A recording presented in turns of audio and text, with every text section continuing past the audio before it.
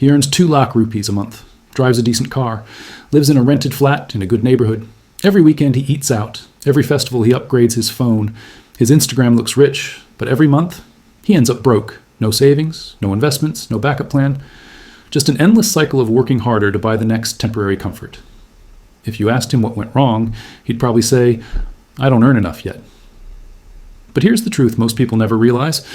It's not about how much you earn. It's about how your brain handles money. Because wealth isn't built in your bank account first. It's built in your mind. You see, our brain wasn't designed for the modern financial world. It was designed for survival, for instant rewards, for dopamine hits. The quick, small, satisfying bursts that tell your brain, "You did good, here's a treat." In ancient times, that worked perfectly. You hunted, you ate, you built, you rested. Every action had an instant reward, but now we live in a world where money multiplies only when you delay gratification, where the smartest thing to do with your money often feels like doing nothing at all, and that goes against every wiring in your brain. So what do we do instead? We spend to feel progress. We buy things to feel control. We chase lifestyle upgrades to convince ourselves we're doing better. That's what psychologists call lifestyle inflation. The moment income rises, lifestyle follows, and sometimes overtakes. You got a raise? New phone, new clothes, weekend trip. And suddenly that raise isn't growth, it's an illusion, because your mind just resets what normal feels like. Yesterday's luxury becomes today's necessity, and the cycle continues. We call it treating yourself. But the truth? You're not rewarding yourself, you're pacifying yourself. Because deep down, we mistake spending for success. It's not our fault. We were raised in a system that taught us how to earn money, not how to think about it. Let's look at real-life examples. Do you know that nearly 70% of lottery winners go bankrupt within a few years? These are people who went from zero to crores overnight. And yet, within 5 years, most of them have less than they started with. Why? Because their income changed, but their mindset didn't. They were still wired to think short-term, still chasing status, still believing money solves problems faster than it creates them. The same pattern plays out in high-income professionals too. Doctors, engineers, startup founders, people making lakhs every month but living paycheck to paycheck. They're not poor because they lack money. They're poor because they lack control. See, the poor spend to survive. The middle class spends to appear rich. But the wealthy, they spend to stay free. And that freedom starts in how they think. Because true wealth isn't about having a bigger salary, it's about buying time.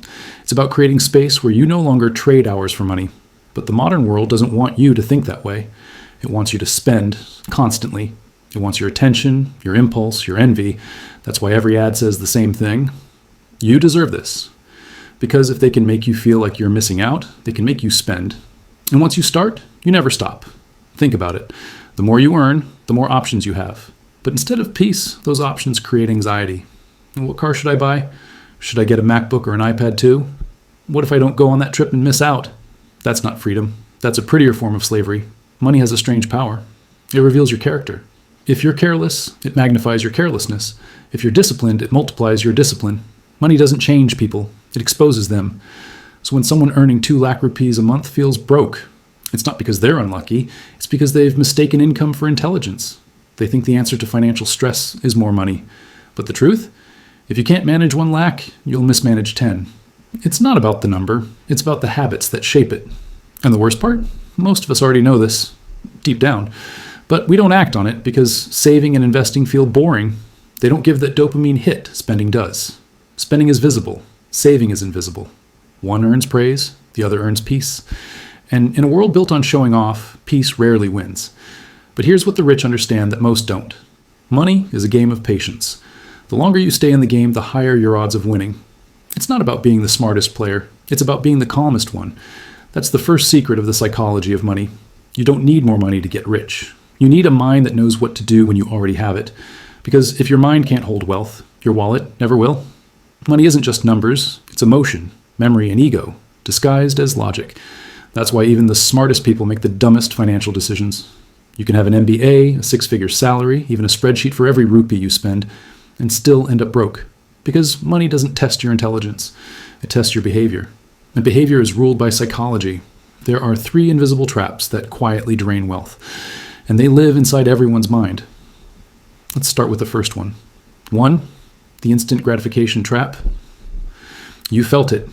That little rush when your salary hits the account. The voice that whispers, "You worked hard, you deserve this."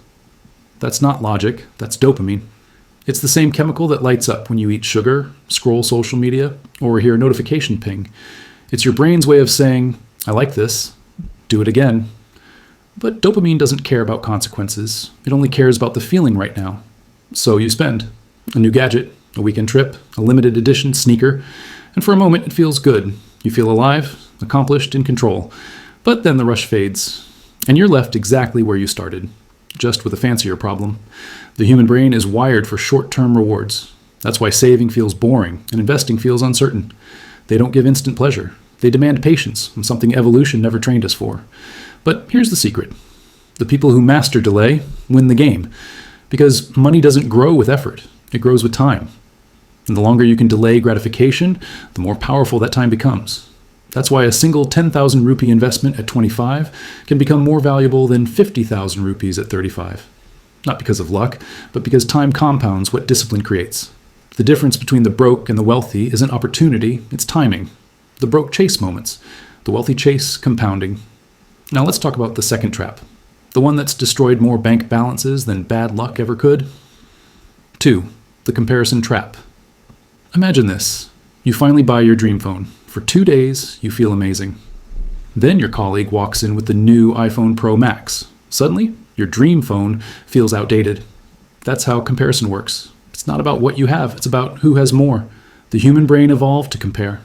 In ancient tribes, comparison helped us survive. You looked at others to learn what worked. But in modern life, it doesn't teach, it traps.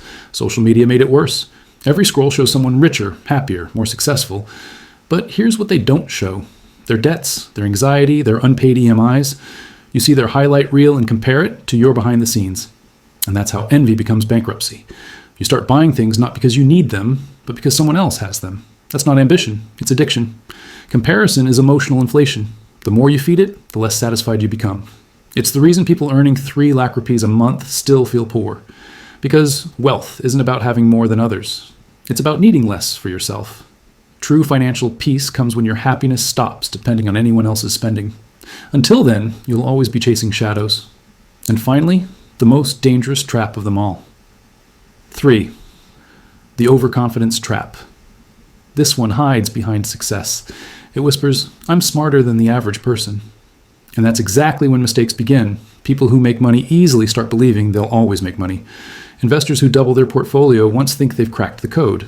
Entrepreneurs who win early start thinking they're untouchable.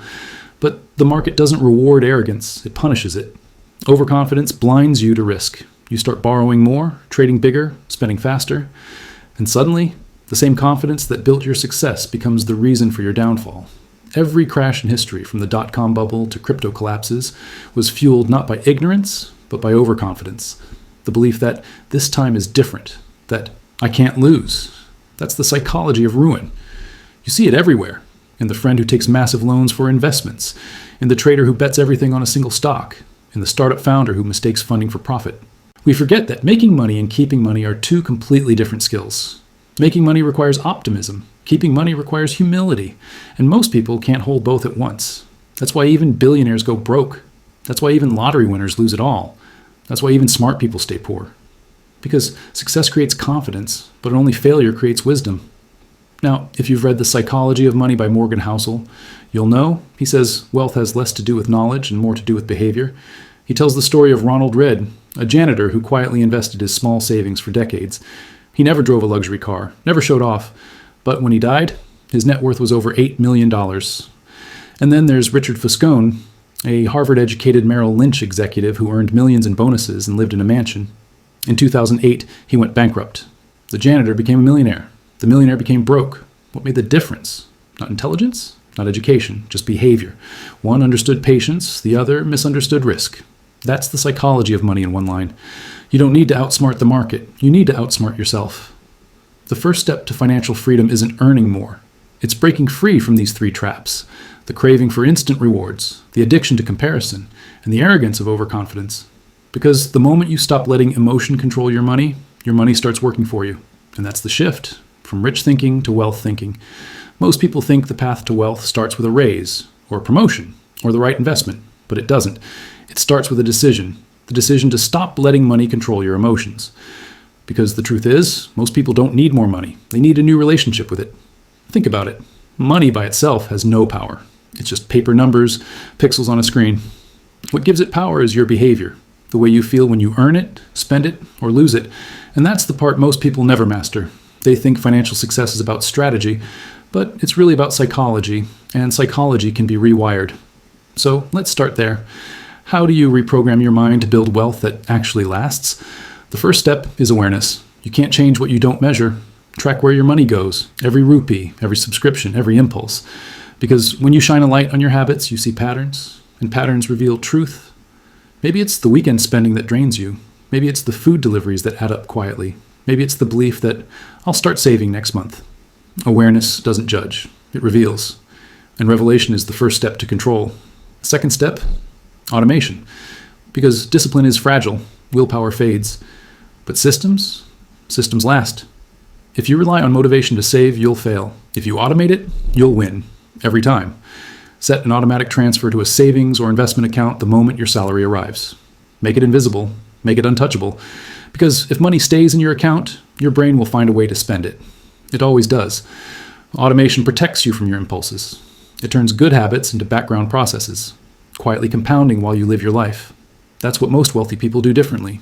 They don't have stronger willpower. They have better systems. Now the third step, accept that wealth is slow. This might be the hardest one, because the world around you is designed to make patience look stupid. Everywhere you look, someone's getting rich overnight. Crypto millionaires, viral startups, influencers buying supercars.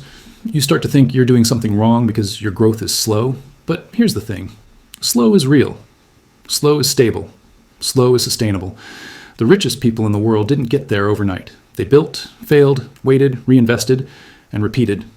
The secret isn't speed, it's staying power. The longer you stay invested in yourself, your skills, your money, the more it compounds. And compounding doesn't just apply to money, it applies to habits, to discipline, to perspective. Every day you choose patience over impulse, you multiply your peace. Every day you choose to save instead of show off, you buy back your freedom. Every day you choose to invest instead of impress, you shift one step closer to real wealth. Now, let's talk about something most people never discuss. Why boring investments make people rich. Because in finance, excitement is overrated. The loudest opportunities are usually the riskiest ones.